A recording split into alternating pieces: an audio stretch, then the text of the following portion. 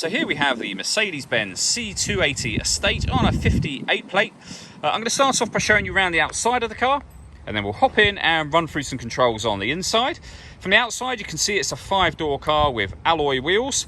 Let's start off inside the boot and then work our way around the rest of it from there. So there's a button on the key for the tailgate. Give that a push. That will then open electrically, as you can see.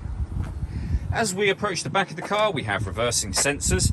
Plenty of boot space as well, along with that 60/40 split folding rear seat should you wish to increase this space even further. Okay, so we're just going to work our way back round to the front of the car and then we'll hop in and run through some controls on the inside. But now that we've done a full circle of it, you can see it's in excellent condition the whole way round. Just briefly before we climb in, I think it's well worth seeing the interior from this exterior point of view. First of all, you can see just there we have electrically adjustable memory seats. There's plenty to run through on the dashboard, so let's hop in and we'll do that right now. Okay, now that we're inside the car, we're going to start with the dials. On the left-hand side, we have the fuel gauge and the coolant temperature gauge. We have the speedometer in the middle, and on the right-hand side, the rev counter. Also in the middle, you can see the total miles for the car, which are 54,542. Beneath that, you can see that this car is in park. It's an automatic, and you've got reverse neutral drive there as well. If we back out to the steering wheel, we have the minus and plus pedal. They are so that you can change gear manually with this automatic gearbox.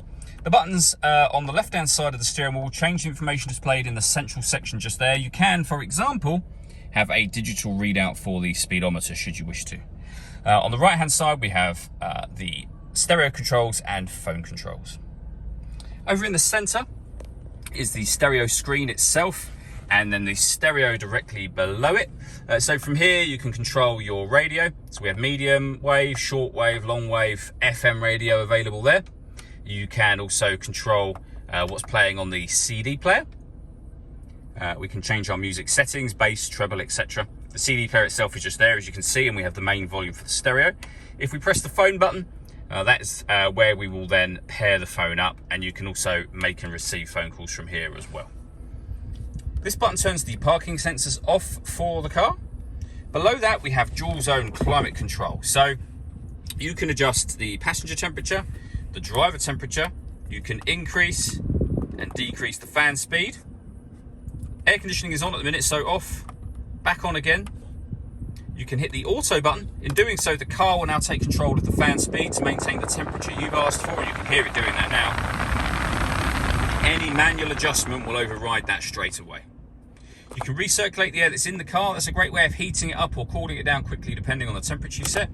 And again, you can turn that off just as easily as you turn it on. We can open this section up. We have a 12-volt charging socket and some storage, coin holder, for example. The gear lever for the fully automatic gearbox. And then this dial here will aid in the control of what goes up on the main screen for the car. All that leads me to say is thank you for taking the time to watch this video. If you'd like to come and see the car in person and have a test drive, please feel free to give us a call here at Mach 1 Cars. We'd love to hear from you soon.